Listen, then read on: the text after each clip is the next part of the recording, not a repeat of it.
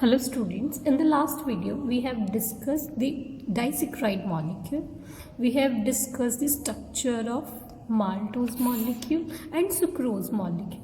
Now we will start our discussion with lactose. Lactose is also called as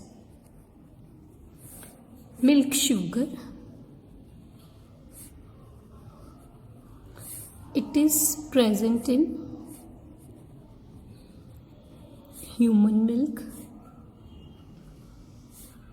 and in cow's milk.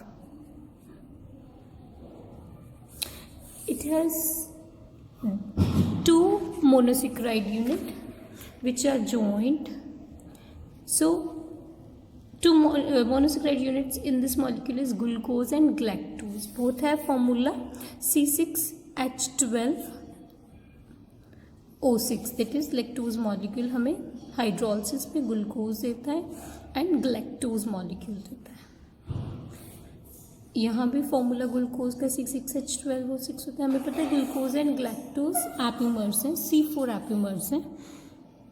इनकी सारी structure exactly same होती है accept fourth carbon पे stereotypes पे इनके different होती है. तो हमारे पास लैक्टोज का मॉलिक्यूलर फॉर्मूला क्या गया C12H22O11 because two molecule joined है. जब जॉइंड है तो एक वाटर मॉलिक्यूल हमारा लूज हो जाता है. तो ये हमारे पास लैक्टोज मॉलिक्यूल है. अब जब हम दूध से चीज़ बनाते हैं बस जो पनीर आता है चीज़ आता है उसको हम एक्सट्रैक्ट कर लेते हैं. जो पीछे हमारे पास एक्वस सोल्यूशन बचता है दैट इज़ हमने मिल्क लिया, मिल्क से हमारा चीज़ बन गया, चीज़ हमारा सेपरेट हो गया. सेपरेट करने के बाद जो हमारे पास एक्वस सॉल्यूशन पीछे बचता है उसको अगर हम इवेपोरेट कर दें तो हमारे पास जो शुगर आती है वो हमारी लैक्टोज शुगर होती है. सिमिलर टू माल्टोज लैक्टोज हमारी रिड्यूसिंग शुगर होती है. रिड्यूसिंग शुगर है मींस हम कह रहे हैं ना कि ये मॉलिक्यूल में ग्लूकोज एंड गलैक्टोज होता है. रिड्यूसिंग शुगर है तो दोनों में से एक molecule one of monosaccharide unit हमारा हेमीएसिटल फॉर्म में दैट्स वाई वो टोलन रिएजेंट को रिड्यूस कर देता है, फेलिंग सोल्यूशन को रिड्यूस कर देता है. ये हमारी शुगर रिड्यूसिंग शुगर है तो टोलन रिएजेंट हमारा रिड्यूस हो जाता है. ऐसे ये मॉलिक्यूल ओसाजोन फॉर्मेशन देता है. अगेन हमारे पास एक इंडिकेशन है. इस केस में हमारे पास या तो फ्री एल्डिहाइड कीटोन ग्रुप है या हम कह सकते हैं अब हम कह रहे हैं कि ग्लूकोज एंड गलैक्टोज मॉलिक्यूल है तो हमारे पास एल्डिहाइड यूनिट हो गया. दैट मीन्स अगर ओसाजोन फॉर्मेशन दे रहा है बस या तो फ्री एल्डिहाइड ग्रुप पड़ा है या हमारे इस मॉलिक्यूल में हेमीएसिटल फॉर्म पड़े. अगेन एक इंडिकेशन होगी. देन उसके बाद ब्रोमीन वाटर के साथ ये मॉलिक्यूल ऑक्सीडाइज हो जाता है. ब्रोमीन वाटर हमारा माइल्ड ऑक्सीडाइजिंग एजेंट है. माइल्ड ऑक्सीडाइजिंग एजेंट के साथ हमारी हेमीएसिटल फॉर्म या एल्डिहाइड फॉर्म ऑक्सीडाइज होती है. अगेन हमारे पास इंडिकेशन है. ये मॉलिक्यूल जो हमारा लैक्टोज है ब्रोमीन वाटर के साथ लैक्टोबायोनिक एसिड देता है. दैट इज हमारे पास बाकी सारी स्ट्रक्चर एग्जैक्टली सेम होती है लैक्टोज जैसी. बस जो हमारी फर्स्ट कार्बन है जहाँ पे हमारे पास हेमीएसिटल कार्बन है वो हमारी ऑक्सीडाइज होकर कार्बोक्सिलिक एसिड देते हैं. अगेन हमारे पास एक और इंडिकेशन होगी कि ये मॉलिक्यूल हेमीएसिटल फॉर्म में एग्जिस्ट कर रहा है. अब हमारे पास ये कंपाउंड की स्ट्रक्चर हमें प्रेडिक्ट करनी है. स्ट्रक्चर प्रेडिक्ट करने के लिए ये कंपाउंड का मॉलिक्यूलर फॉर्मूला हम कर चुके C12H22O11 होता है. सेकेंड है रिड्यूसिंग शुगर है. टोलन रिएजेंट को फेलिंग सोल्यूशन को रिड्यूस कर देती है. देन उसके बाद ये मॉलिक्यूल हमें हाइड्रोलिसिस पे ग्लूकोज एंड गलैक्टोज मॉलिक्यूल देता है. दैट इज़ हमारे पास जो लैक्टोज बना उसकी हाइड्रोलिसिस हमने करी, लैक्टोबाइनिक एसिड मिल गया. अब लैक्टोबाइनिक एसिड को जब हमने हाइड्रोलाइज करा तो हमारे पास एक तो ग्लैक्टोज मॉलिक्यूल आया और साथ में हमारे पास ग्लूकोनिक एसिड आ गया। अगर हमारा इस केस में ग्लूकोनिक एसिड आ रहा है मीन्स हमारे पास जो हेमी एसिटल फॉर्म में कार्बोहाइड्रेट है वो ग्लूकोज पार्ट हो गया, और जो हमारे पास ग्लाइकोसाइड बॉन्ड बना रही है वो हमारे पास ग्लैक्टोज मॉलिक्यूल हो गया। फर्दर जो इलेक्ट्रॉनिक बायोनिक एसिड हमारे पास बना, या हमने लैक्टोज मॉलिक्यूल की हमने पहले एसिटल फॉर्मेशन करी, देन उसके बाद हमने एग्जॉस्टिव मिथाइलेशन करी, देन उसके बाद हमने डाइल्यूट HCl के साथ ट्रीट करके फिर कॉन्सेंट्रेटेड HCl के साथ नाइट्रिक एसिड के साथ ट्रीट करा। वहाँ से हमें ये पता चल जाता है कि हमारे पास जो मोनोमर यूनिट है कितने साइज़ के रिंग है। हम in case of glucose already find कर चुके हैं कैसे ये प्रोसेस से हमें रिंग साइज़ का स्ट्रक्चर पता चल जाता है। तो जब लैक्टोज मॉलिक्यूल को ये सारे स्टेप्स करे तो वहाँ पे हमें मिला कि ये कंपाउंड जो ग्लूकोज है वो हमारी पायरानोज फॉर्म में, pyranose form means 6 member ring. जो हमारा ग्लैक्टोज है वो भी पायरानोज फॉर्म में, अगेन हमारे पास 6 मेंबर रिंग आ जाएगा। ग्लूकोज के बारे में रिड्यूसिंग शुगर है, ग्लूकोनिक एसिड मिल रहा है हमें, तो वहाँ पे हमें ये पता चला जो ग्लूकोज है वो हेमी एसिटल फॉर्म में है। और जो हमारा दूसरा मॉलिक्यूल है वो आगे हम एंजाइम्स के साथ ट्रीट करेंगे। एंजाइम के साथ ट्रीट करके हमें ग्लाइकोसाइडिक लिंकेज का पता चलता है। जब हमने लैक्टोज मॉलिक्यूल को लैक्टेज एंजाइम के साथ ट्रीट करा, हमारा लैक्टोज मॉलिक्यूल हाइड्रोलाइज हो गया।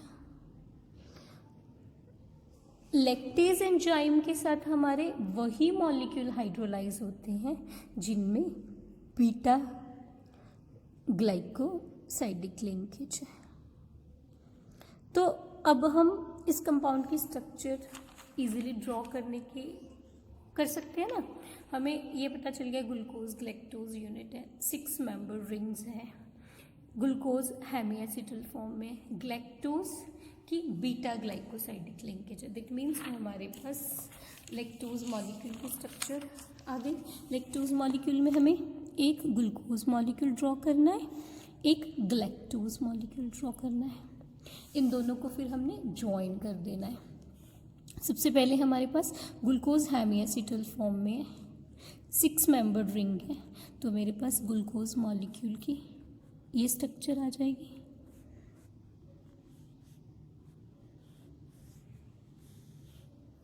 ये मेरे पास हेमी एसिटल फॉर्म है,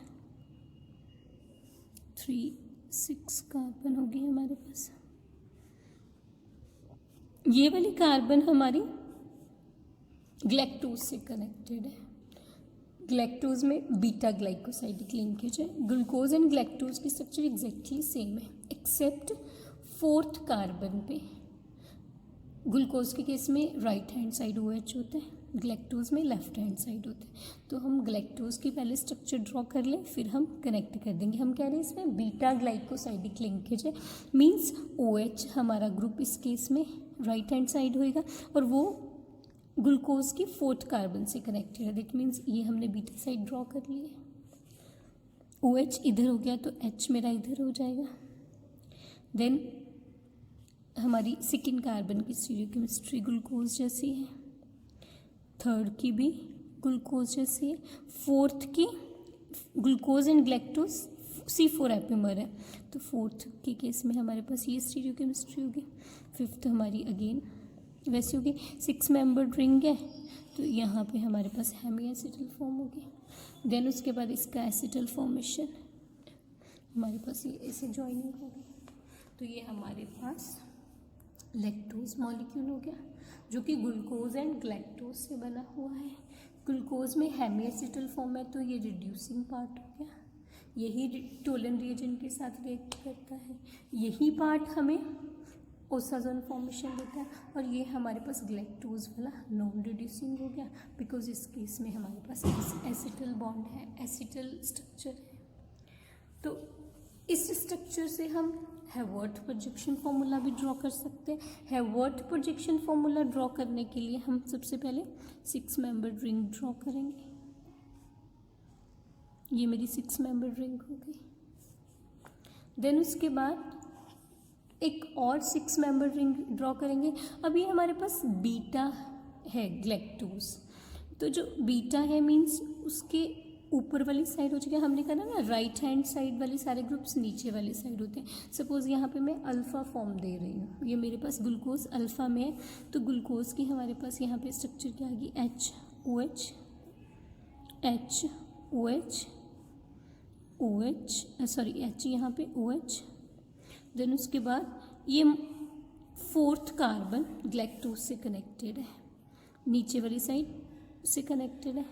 मैं इतना पार्ट ड्रॉ कर लूँगी, ऊपर एच आ गया, देन हमारे पास CH2OH एंड H ग्रुप आ जाएगा। ये हमारे पास ग्लूकोज मॉलिक्यूल की स्ट्रक्चर होगी। ग्लैक्टोज हमारा बीटा लिंकेज के साथ जॉइन है, राइट हैंड साइड मेरे बिलो वाले ग्रुप्स होंगे, लेफ्ट हैंड साइड मेरे अबव वाले ग्रुप्स होंगे। तो इस केस में हमारे पास अगेन 6 मेंबर्ड हम रिंग ड्रॉ कर लेंगे। 6 मेंबर्ड रिंग हमने ड्रॉ कर ली। अब हमारे पास बीटा लिंकेज है, दैट मीन्स OH, हमारा O ग्रुप यहाँ से कनेक्टेड है, नीचे उसके H बॉन्ड हो गया। देन उसके बाद हमारे पास नीचे OH हो गया, ऊपर H हो गया। देन उसके बाद हमारे पास नीचे H हो गया OH, देन उसके बाद हमारे पास HOH हो जाएगा, देन हमारे पास CH2OH एंड H हो जाएगा।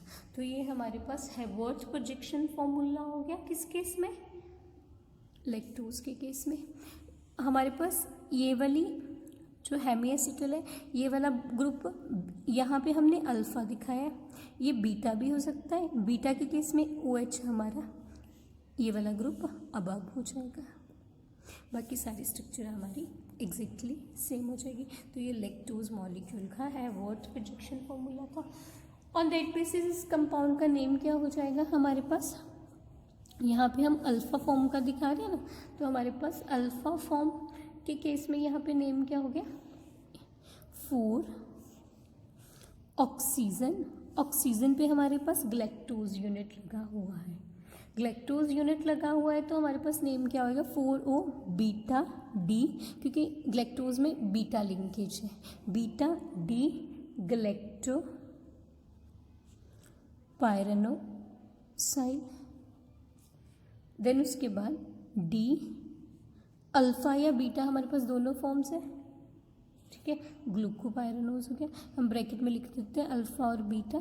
यहाँ पे अगर हम ये स्ट्रक्चर दिखा रहे हैं तो हम अल्फ़ा लिखेंगे, अगर OH ग्रुप ऊपर दिखा देंगे तो हम अल्फ़ा फॉर्म लिख देंगे। तो अल्फ़ा OH हमारा नीचे अल्फ़ा फॉर्म आ गई, ये अल्फ़ा फॉर्म के लिए हो गया। अगर OH ऊपर आ गया तो हमारे पास बीटा फॉर्म आ जाएगी। तो हमारे पास 4O beta D galactopyranoside, D alpha और बीटा जो भी हम रिप्रेजेंट करें इस पर्टिकुलर कार्बन का हमारे पास आ जाएगा, एंड साथ में हमारे पास ग्लूकोपायरेनोज फॉर्म आ जाएगी।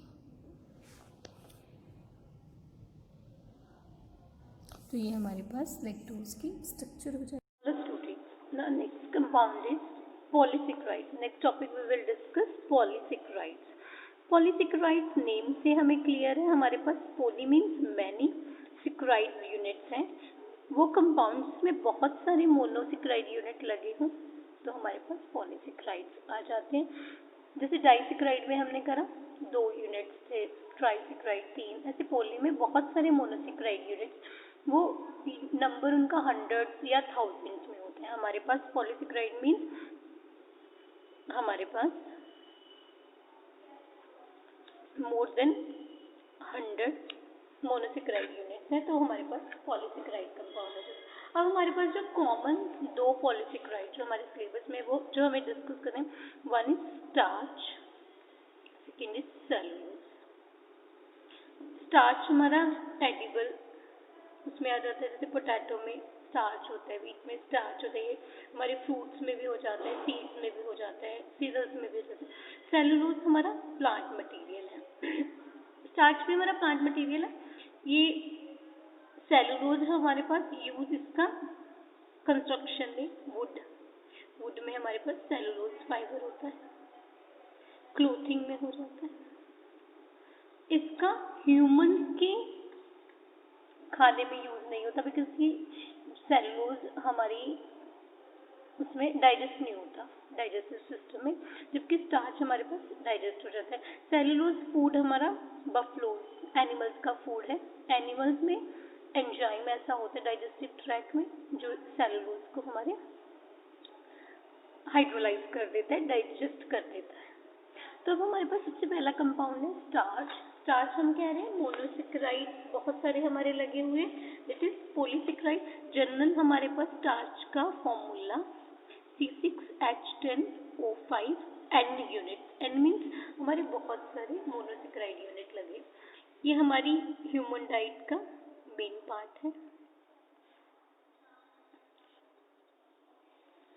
एनिमल जो हम प्लांट्स मटेरियल जैसे पोटैटोज हो गया, फ्रूट्स हो गया, सीड्स हो गया, मेज प्लांट हो गया मक्की, राइस हो गया, देन उसके बाद दालें होगी या और वेजिटेबल हो गया, वीट हो गया, ये सब में हमारे पास स्टार्च होता है। स्टार्च को हम आइसोलेट कैसे करते हैं? हमारे जो हम प्लांट मटेरियल को या कुछ फ्रूट को कट करते हैं तो कुछ वाइट ग्रेन्यूल से आते हैं, वो हमारे पास स्टार्च मटेरियल होता है। एक सिंपल सी एग्जांपल है, पोटैटो को जब हम कट करके थोड़ा टाइम पानी में रखते हैं ना, पोटैटो के पीसेस निकाल लिए, नीचे पानी की सरफेस पे बिल्कुल नीचे आपको कुछ वाइट ग्रेन्युलर मटेरियल मिल जाता है, वो हमारे पास स्टार्च होती है। अगर हम स्टार्च को उन ग्रेन्यूल्स को बॉईल करें उस पानी को तो ये स्वेल होके बर्स्ट कर जाते हैं, तो हमारे पास पेस्टी मटेरियल आ जाता है। स्टार्च हमारी वाटर में इनसॉल्युबल हो गई बिकॉज वाटर के बिल्कुल नीचे हम कह रहे हैं ना बॉटम पे होते हैं उस केस में, तो ये हमारे पास इनसॉल्युबल इन वाटर हो गई। देन उसके बाद स्टार्च हमारी नॉन रिड्यूसिंग शुगर है। नॉन रिड्यूसिंग शुगर है मीन्स इस केस में हमारे पास फ्री एल्डिहाइड कीटोन ग्रुप नहीं है या हमारे पास हेमी एसिटल फॉर्म नहीं है, ये हमारे पास कीटल फॉर्म में ही है। देन उसके बाद ये मॉलिक्यूल हमारा स्टार्च 2 कंपोनेंट से बना होता है। एक कंपोनेंट हमारे पास अमाइलोज होता है। अमाइलोज कंपोनेंट 20% स्टार्च पार्ट को कॉन्स्टिट्यूट करता है एंड ये वाटर सॉल्युबल होता है। ये हमारी linear molecule linear arranged saccharide unit होते हैं। एक हमारे पास अमाइलोपेक्टिन होता है। अमाइलोपेक्टिन 80% कॉन्स्टिट्यूट कर रहा है स्टार्च को। ये हमारे पास वाटर इनसॉल्युबल पार्ट हो जाता है और इस केस में हमारे पास linear as well as branched molecules होते हैं। ये मॉलिक्यूल आयोडीन के साथ अमाइलोज ब्लू कलर देता है। हम कहते हैं ना स्टार्च का आयोडीन के साथ टेस्ट ब्लू कलर आता है, ये हमारे पास आयोडीन के साथ रेड और पर्पल कलर दे देता है। अब हम स्टार्च की structure that is amylose and amylopectin unit की स्ट्रक्चर डिस्कस करेंगे। जब हम स्टार्च मॉलिक्यूल को हाइड्रोलाइज करते हैं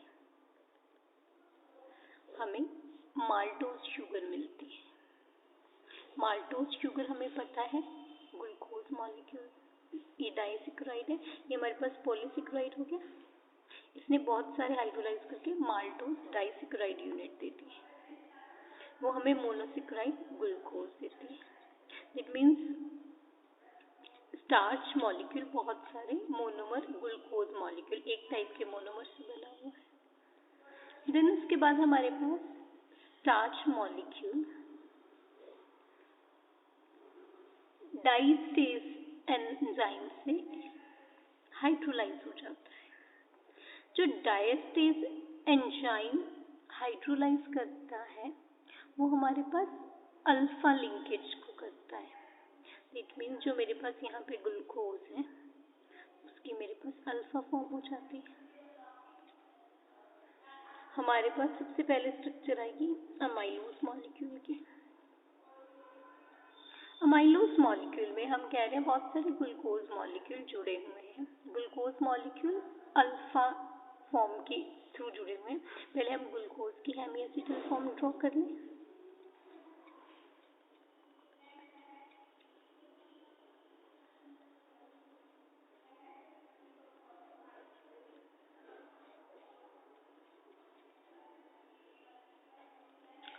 ये हमारी ग्लूकोज की अल्फा फॉर्म होगी। OH हमारा राइट हैंड साइड है। अमाइलोज में हमारे ग्लूकोज मॉलिक्यूल लीनियरली अरेंज्ड है। हमने स्ट्रक्चर प्रेडिक्ट कर ली। हमारे पास पायरानोज फॉर्म है। वो कैसे करी?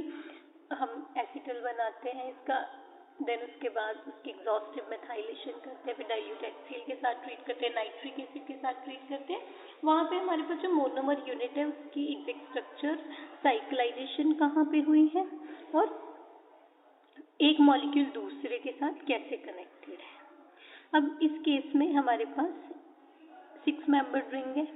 सेकेंड है हमारी 4th पोजीशन से दूसरे कार्बन के मॉलिक्यूल के साथ दूसरे ग्लूकोज मॉलिक्यूल से ये कनेक्टेड है through alpha linkage, alpha glycosidic linkage. तो मेरे पास अमाइलोज यूनिट की क्या स्ट्रक्चर हो जाएगी? हम 6 मेंबर रिंग ड्रॉ करेंगे। 6 मेंबर रिंग में हमने ऑक्सीजन दिखा दी। देन उसके बाद हमारे पास अल्फा है, OH नीचे साइड आ जाएगा। देन उसके बाद H ऊपर, अगले में भी OH नीचे आ गया हमारे। देन उसके बाद OH ऊपर। देन ये 4th कार्बन अगले के 1st कार्बन से जुड़ी हुई है। हम यहाँ पे ज्वाइनिंग दिखा रहे हैं। 5th कार्बन में हमारे पास यहाँ पे CH2OH एंड H ग्रुप हो गया। ये मेरे पास अल्फा लिंकेज होगी।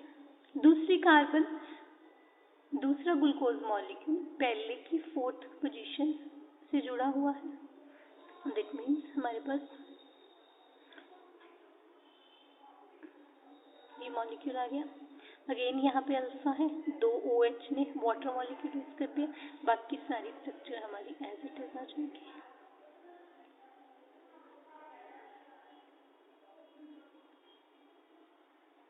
यहाँ पे नीचे OH O से जुड़ा है, ऊपर H आ गया। यहाँ पे भी हमारा H आ गया।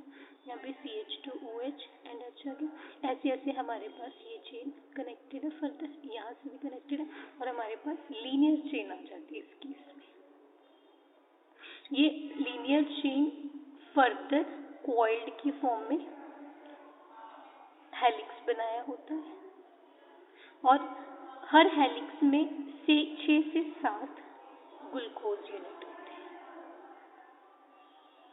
ये हमारे पास अमाइलोज की स्ट्रक्चर थी। ऐसे अमाइलो पैक्टिन मॉलिक्यूल में हमारे पास लीनियर के साथ साथ ब्रांच्ड मॉलिक्यूल भी आ जाते हैं। मीन्स हमारे पास कुछ लीनियर मॉलिक्यूल चले जा रहे हैं। ये मैं ग्लूकोज यूनिट दिखा रही हूँ। उसके साथ साथ मेरे पास ब्रांच भी आ जाता है। उस यहाँ पे ब्रांचिंग होगी, वो फर्दर या इस डायरेक्शन में कैसे भी हमारे पास होता रहेगा। अब हमारे पास लीनियर जो मॉलिक्यूल है उस केस में हमारे पास वही C1 एंड C4 है। 4th की ऑक्सीजन C1 के साथ थ्रू अल्फा लिंकेज जुड़ी हुई है। देन उसके बाद हमारा यहाँ पे जो ये यूनिट है वो 1st कार्बन से, इसका 4th तो इसकी 1 से जुड़ा है, इसकी 1st कार्बन 6 वाले कार्बन के CH2OH ग्रुप से कनेक्टेड है। तो इस तरह हमारे पास अमाइलोपैक्टिन में ब्रांच्ड चेन। अब हमारे पास अमाइलोपैक्टिन दोनों में ग्लूकोज यूनिट है। ग्लूकोज यूनिट है तो हमारे पास इस मॉलिक्यूल की स्ट्रक्चर क्या आ जाएगी?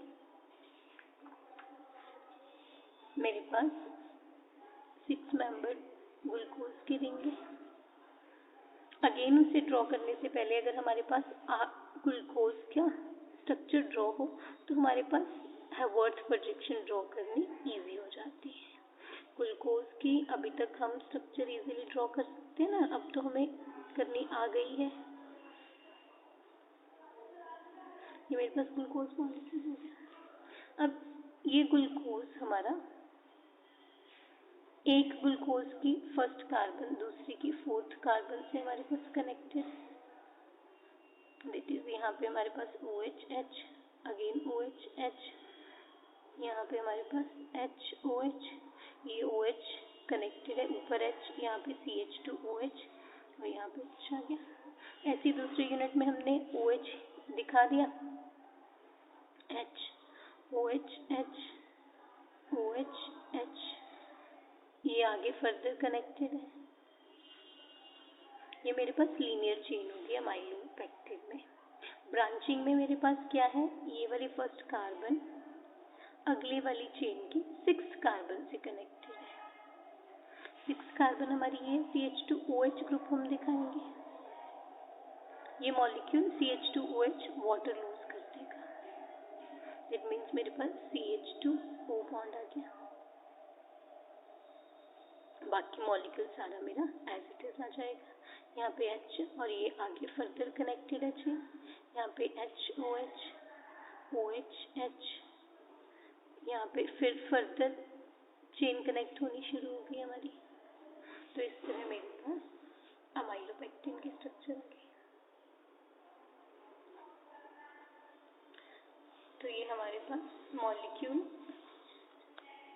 स्टार्च हो गए। स्टार्च में हमारे पास 2 कंपोनेंट्स हैं, amylose and amylopectin. Amylose water soluble form है, लीनियरली अरेंज्ड फॉर्म है, अमाइलोपेक्टिन ब्रांच्ड फॉर्म है।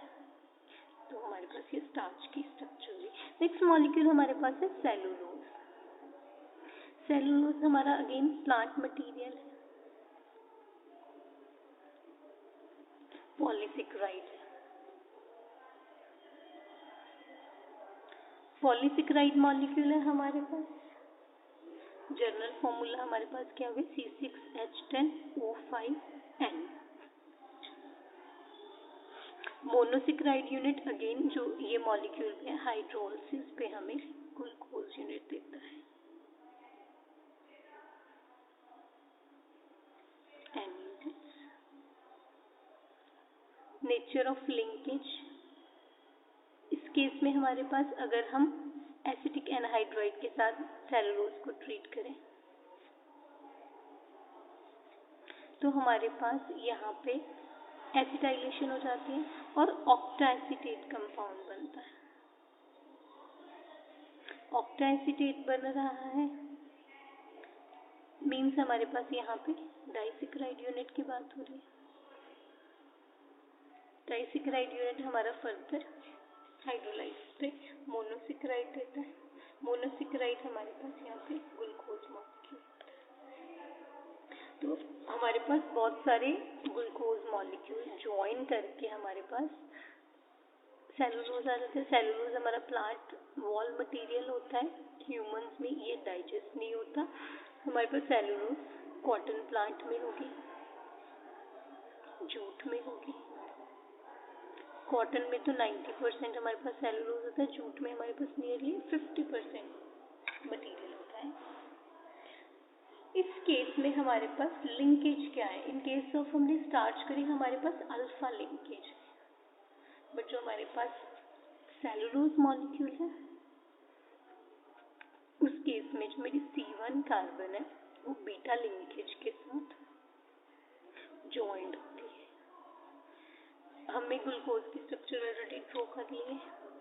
मेरे पास ग्लूकोज मॉलिक्यूल, हम फिशर प्रोजेक्शन ड्रॉ करके ग्लूकोज मॉलिक्यूल कर लेंगे। अब मेरे पास यहाँ पे बीटा फॉर्म है, बीटा फॉर्म है OH ऊपर आ गया, H नीचे आ गया, बाकी हमारे पास SHOH, थर्ड पे OH था, यहाँ पे हमारे पास ऑक्सीजन H, यहाँ पे CH2OH और ये H आ जाता था। अब फोर्थ कार्बन अगली वाली फर्स्ट कार्बन के साथ बीटा लिंकेज के साथ जुड़ी है। अगली वाली फर्स्ट कार्बन बीटा लिंकेज है तो मेरे पास ये मॉलिक्यूल ऐसा आ जाएगा, ये OH बीटा ऊपर हो गया, H नीचे, देन उसके बाद बाकी मॉलिक्यूल हमारा एज इट इज आ जाएगा। अगेन यहाँ पे H और यहाँ पे CH2OH, फिर फर्दर बीटा, दैट मीन्स अगले केस में मेरे पास क्या मॉलिक्यूल आ जाएगा, अगेन बीटा आ गया, यहाँ पे OH ऊपर H, देन उसके बाद हमारे पास HOH, OH H H OH further CH2OH। तो ये हमारे पास सेलुलोज मॉलिक्यूल हो गया। इसका कैसे कनेक्शन हो गया, जो मेरी 4th कार्बन है अगले वाले ग्लूकोज यूनिट की 1 कार्बन से through beta linkage. Beta means मेरे पास जब left hand side OH group आता है मीन्स टॉप वाली साइड आ जाएगा, राइट वाले हम सारे ग्रुप्स नीचे दिखाते हैं, टॉप वाले हम ऊपर दिखाते हैं। सेलुलोज हमारे ह्यूमन बींग्स में डाइजेस्ट नहीं होता क्योंकि हमारे डाइजेस्टिव ट्रैक्ट में ऐसे एंजाइम्स नहीं होते जो इसको डाइजेस्ट करें, जबकि एनिमल्स में, ह्यूमंस में ऐसा एंजाइम नहीं होता, बट एनिमल्स में ऐसे एंजाइम्स होते हैं। दैट्स व्हाई सेलुलोज एनिमल्स के डाइजेस्टिव ट्रैक्ट में डाइजेस्ट हो जाती है। यहाँ पे हमारे पास सेलुलोज में मोर देन 1000 यूनिट्स आपस में ज्वाइन होते हैं थ्रू बीटा लिंकेज। अब हमने स्टार्च के बारे में भी पढ़ लिया, सेलुलोज के बारे में भी पढ़ लिया, तो हम इन दोनों मॉलिक्यूल्स में डिफरेंशिएट कर सकते हैं, स्टार्च और यहाँ पे हमारे पास सेलुलोज मॉलिक्यूल है। स्टार्च मॉलिक्यूल हमारा फूड रिजर्व है, पॉलीसेकेराइड फॉर्म प्लांट्स में, सीड की फॉर्म में, रूट्स की फॉर्म में, फ्रूट की फॉर्म में हमारे पास होता है। कौन कौन से फ्रूट्स में या चीज़ों में हो गया, वीट में, मेज में, राइस में, सब जगह होता है। सेलुलोज हमारा प्लांट्स में होता है। ये क्या होता है, सेल वॉल, जैसे ये तो फूड रिजर्व हो गया, ये सेल वॉल का कंपोनेंट होता है। हमारे पास कौन कौन से प्लांट्स में हो गया, कॉटन प्लांट हो गया, जूट प्लांट हो गया। इस केस में हमारे पास दोनों में ग्लूकोज यूनिट होते हैं। इस केस में ग्लूकोज जो अल्फा लिंकेज के थ्रू जुड़े हुए हैं, जो मेरे पास ग्लाइकोसाइडिक बॉन्ड है वो अल्फा है। इस केस में बीटा लिंकेज है ग्लाइकोसाइड की, मीन्स जो मेरी C1 कार्बन है उसमें OH जो ग्रुप है वो अल्फा पोजीशन में हो गया, नीचे साइड हो गया। इस केस में C1 कार्बन पे जो OH ग्रुप है वो मेरा बीटा पोजीशन पे हो गया, ऊपर साइड हो गया। ये हमारे 2 कंपोनेंट्स स्टार्च में होते हैं। कौन कौन से 2 कंपोनेंट्स होते हैं हमारे, अमाइलोज एंड अमाइलोपेक्टिन। इस केस में सिंगल कंपोनेंट ही होते हैं,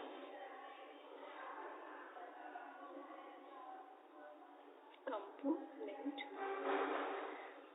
देन उसके बाद हमारे पास नेक्स्ट पॉइंट क्या है, इस केस में हमारे पास हेलिकल स्ट्रक्चर होती है, हेलिक्स की फॉर्म में होता है, हेलिक्स और हेलिकल स्ट्रक्चर।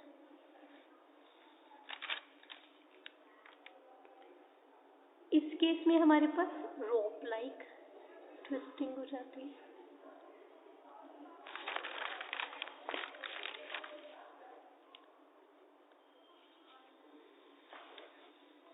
ये आयोडीन के साथ, अगर मैं अमाइलोज पार्ट की बात करूं, ब्लू कलर देता है स्टार्च मटेरियल, आयोडीन के साथ कोई ऐसा कलर नहीं देता।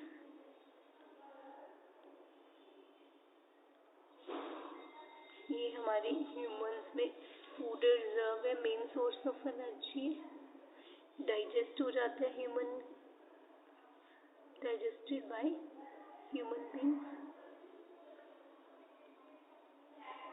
Not digested.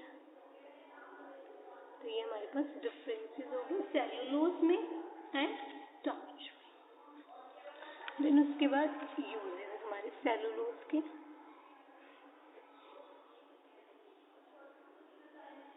सेलुलोज हमारा प्लांट सेल वॉल का मेन कंपोनेंट हो गया। इसके क्लोथिंग में एज वेल एज वुड उसमें यूज है। सबसे पहले हमारे पास है सेलुलोज नाइट्रेट। सेलुलोज नाइट्रेट में हमारे पास, अगर मैं ग्लूकोज मॉलिक्यूल शो कर रही हूँ, ग्लूकोज के केस में आप देखोगे अगर मेरा ग्लूकोज मॉलिक्यूल जॉइंड है, मेरे पास थ्री OH ग्रुप मॉलिक्यूल्स है। इस केस में देखो ना, ये दोनों साइड से जॉइंड है, तो मेरे पास एक AOH, एक AOH और एक AOH, तो 3 OH ग्रुप है। ये तीनों OH ग्रुप अगर कुछ भी प्रोडक्ट बनाते हैं नाइट्रेट एसिटेट, तो मेरे पास मैक्सिमम 3 ऐसे ग्रुप हो सकते हैं। सेलुलोज मेरा ट्राई नाइट्रेट कंपाउंड बन सकता है। तो हमारे पास सबसे पहले है, अगर हम सेलुलोज मटेरियल की नाइट्रेशन करते हैं,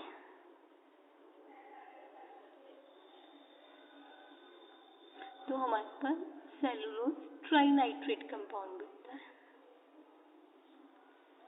सेलुलोज ट्राई नाइट्रेट को गन कॉटन भी कहते हैं, और ये मटेरियल बाइंडर यूज होते हैं रॉकेट प्रोपेलेंट में।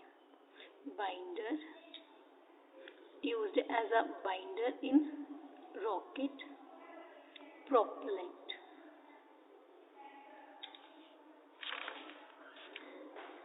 अगर इस मॉलिक्यूल की हाईली नाइट्रेशन करते हैं, हमारे पास ट्राई नाइट्रेट कंपाउंड बनता है। अगर मेरी नाइट्रेशन 2 to 3 नाइट्रो यूनिट हो, ये तो मेरा कंप्लीट नाइट्रेशन हो गया ट्राई नाइट्रेट। किसी केस में 2 लगे हुए हैं नाइट्रो यूनिट्स, किसी केस में 3 लगे हुए हैं, तो एज कंपेयर टू इसके ये लेस एक्सप्लोसिव हो जाता है, लेस एक्सप्लोसिव हो जाता है। और ये हमारे पास अगर कंप्लीटली हमारी नाइट्रेशन हो गई, मटेरियल गन कॉटन होता है। पार्शली नाइट्रेटेड है या लेस नाइट्रेटेड है, तो हमारे पास ये मटेरियल पैरोक्सिलिन होता है। पैरोक्सिलिन में हमारे पास 2 to 3 नाइट्रो यूनिट होते हैं। गन कॉटन में हमारे पास 3 हर ग्लूकोज मॉलिक्यूल के एवरेज 3 नाइट्रो यूनिट होते हैं। यहाँ पे हमारे पास 2 to 3 नाइट्रो यूनिट्स आ जाते हैं। अब इस केस में हमारे पास ये जो मटेरियल है, ये आगे 2 प्रोडक्ट्स देता है हमें, that is as a 2 product use होता है। One is celluloid and second is collodion. Celluloid हो गया हमारा और कोलाइडन हो गया। ये वाला मटेरियल हमारे पास as a photographic film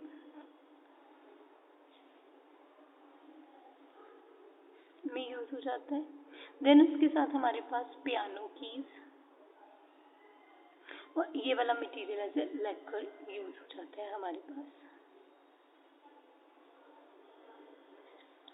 then उसके बाद हमारे पास है rayon, acetate rayon. Rayon material हमारा एज ए क्लोथिंग में यूज हो गया।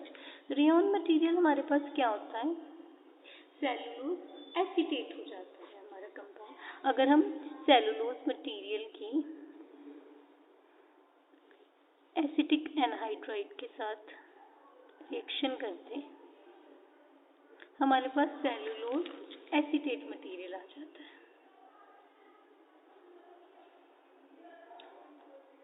सेलुलोज एसीटेट है हमारा रेयन मटेरियल हो गया। और इस मटेरियल को जब हम ट्राई एसीटेट से, यहाँ पे हमारे पास ट्राई एसीटेट है, पार्शियली हाइड्रोलाइज करते, अगेन हमारे पास 2 to 3 एसीटेट यूनिट आगे पर ग्लूकोज मॉलिक्यूल। अब इस केस में अगर हम सपोज सेलुलोज डाइएसिटेट हमारे पास मटेरियल आया, जब सेलुलोज डाइएसिटेट का एसीटोन में सॉल्यूशन हम स्मॉल होल्स वाले चैम्बर से पास करते हैं जो कि वार्म हो रहा हो, होता है। तो जैसे स्मॉल चैम्बर में पास होता है हमारा एसीटोन एवेपोरेट हो जाता है एंड यहाँ पे हमारे पास thread like structure of cellulose diacetate आ जाती है। तो इस फाइबर को हम रेयोन फाइबर या एसीटेट रेयोन फाइबर कह देते हैं। ऐसे ही हमारे पास विस्कोज रेयोन होता है। विस्कोज रेयोन में हमारे पास क्या होता है, सेलुलोज को कार्बन डाइसल्फाइड के साथ ट्रीट करा जाता है। सेलुलोज को कार्बन डाइसल्फाइड के साथ ट्रीट कराएं सोडियम हाइड्रोक्साइड के साथ, वहाँ पे हमारे पास जेंथेट बन जाता है। ये जेंथेट कंपाउंड्स को हमारे पास बेस में डिसॉल्व हो जाता है, डिसॉल्व इन बेस। तो ये हमारे पास विस्कस जो मटेरियल आता है उसको स्मॉल फिलामेंट फॉर्म, जैसे पहले तो हमने होल्स में पास करा, अब हमने स्लिट्स में पास करा। जब इस मटेरियल को स्लिट्स में पास करते तो हमारे पास शीट लाइक स्ट्रक्चर आ जाती है। ये शीट लाइक स्ट्रक्चर हमारी एज अ सेलोफोन यूज हो जाती है। सेलोफोन का यूज हमारे पास प्रोटेक्टिव फिल्म में हो जाता है। बेसिकली हमारे पास चाहे सेलुलोज एसीटेट है चाहे सेलुलोज जेंथेट है, उन मटेरियल को जब हम थ्रू फाइन होल पास करते हैं तो हमारे पास धागे लाइक स्ट्रक्चर आती है। अगर स्लिट्स में पास करते हैं तो हमारे पास फिल्म लाइक स्ट्रक्चर आती है। उन फिल्म लाइक या थ्रेड लाइक स्ट्रक्चर्स का आगे एज ए क्लोथिंग मटेरियल में या एज अ फोटोग्राफिक फिल्म में या प्रोटेक्टिव फिल्म